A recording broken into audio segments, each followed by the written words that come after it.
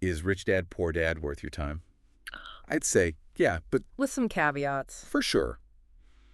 It's one of those books that if you're, interested in personal finance but haven't really, dove in too deep yet, Yeah.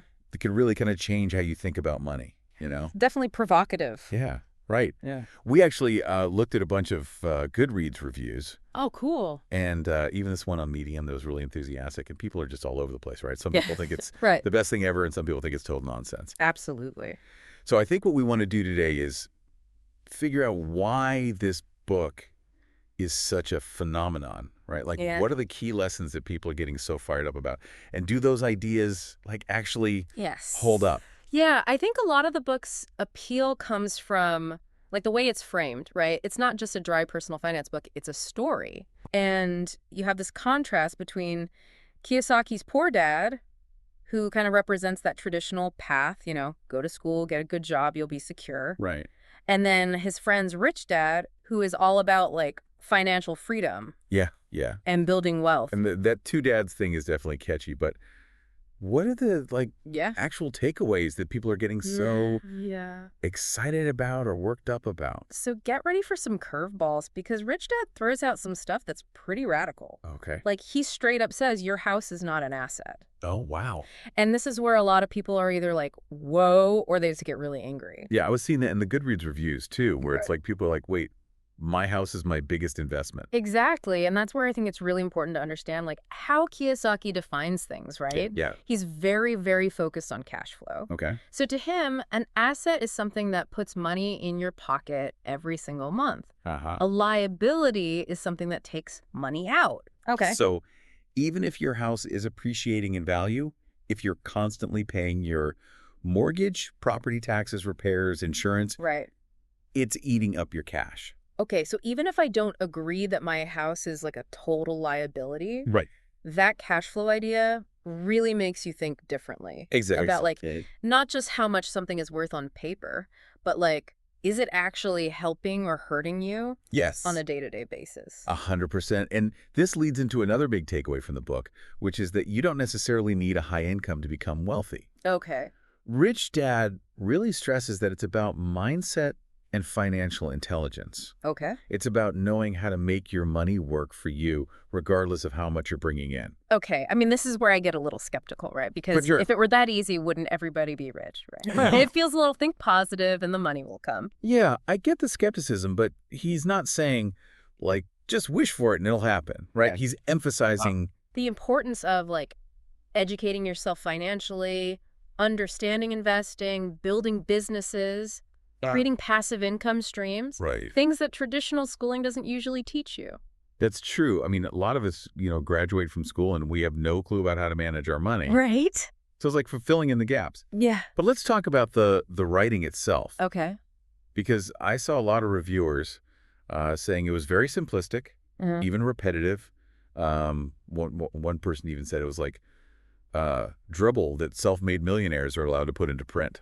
Ouch. Yeah, the writing is not exactly, winning any awards. Right. But I think there might be a reason for that. Okay. By keeping the language really simple and repeating the key points over and over again. Okay. He makes these concepts very easy to understand and accessible to a wider audience. Okay. He's not writing for, finance experts. Gotcha. He wants this to be something that anyone can pick up and understand, even if they're totally new to personal finance. Right. So maybe it's intentionally dumbed down to reach a broader audience. Yeah. But then there's Kiyosaki himself.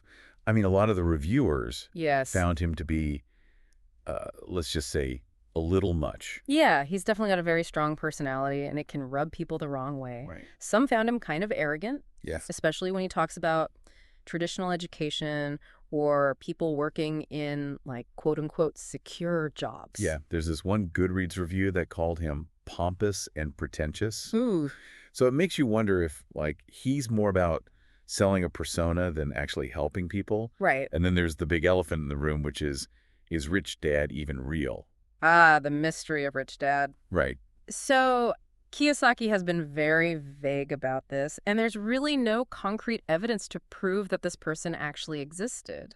Some people think, maybe he's a composite character based on multiple people. Okay. Or maybe he's entirely made up. Which I mean, for me, throws up a red flag. Like, how can I trust the advice? Yeah. If it's based on, a potentially fictional person, Yeah. it makes the whole thing feel less credible. It's definitely a valid concern, and it's something to keep in mind. Right. But I think even if we assume that Rich Dad is more of a literary device, right? Right. The underlying principles that he teaches about building assets, generating passive income, those can still hold true. Okay. So I think it's up to the reader to kind of separate the story from the substance and decide what resonates with them. Yeah, I think that's a good point. Yeah. It's like, how much of this is just a good story? Right. And how much of this is actually, like... applicable advice. Yeah, sound advice, Exactly. Yeah, it's like taking those nuggets of wisdom and separating them from the maybe not so helpful stuff. Right, yeah, and I think that's where comparing Rich Dad, Poor Dad to other personal finance books can be really helpful. Absolutely. Because no one book has all the answers. For sure. In one of the Goodreads reviews I saw, someone recommended The Millionaire Next Door. Oh, yeah. And the only investment guide you'll ever need as, like, more grounded alternatives. Interesting. Have you read those? I have. Yeah, they offer some really interesting perspectives. Okay. So, The Millionaire Next Door, it really focuses on the habits and mindsets of real-life millionaires, right? People who've actually built wealth. Okay. And it emphasizes things like living below your means, investing consistently over time. It's less about get-rich-quick schemes and more about, like, that slow and steady approach to building wealth. Okay, that sounds a little bit more down to earth than some of Kiyosaki's ideas. For sure, it's definitely a different approach. What about the only investment guide you'll ever need? So that one is considered a classic for a reason. Okay. It's a very practical, step-by-step guide to investing. It covers topics like asset allocation, diversification, managing risk. Right. It's much more data-driven and less focused on mindset compared to Rich Dad, Poor Dad. Okay, so it's more like the nuts and bolts. Yeah. Whereas Rich Dad, Poor Dad is more like shifting your perspective. It's like the big picture versus the actual tactics. I gotcha. They serve different purposes. Okay. So I think Rich Dad, Poor Dad can be a really great intro to personal finance. It can challenge your thinking in a really helpful way. Yeah. But it's not necessarily a comprehensive guide to building wealth. Okay, so it's more like a spark to get you thinking differently. Exactly. On a detailed roadmap. Yes, and that's where those other books or just, doing your own research and due diligence comes in. Right. You got to go deeper. So we've talked about the philosophy, the key takeaways, the writing, the man himself. Yeah, we've covered a lot of ground. What's the overall message? Like, what's the so what of Rich Dad, Poor Dad? I think at its core, it's a call to action, right? It's saying don't just accept what you've been told about money. Right. Take control of your financial future. Yeah. It's encouraging you to think like an entrepreneur, to seek out opportunities, Yeah. to build assets that generate passive income.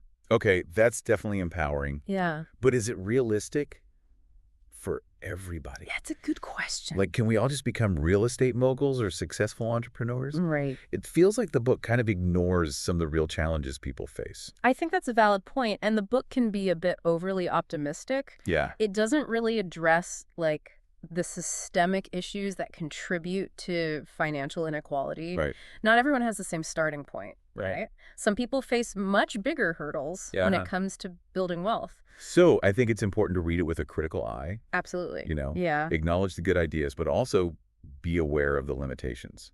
100%.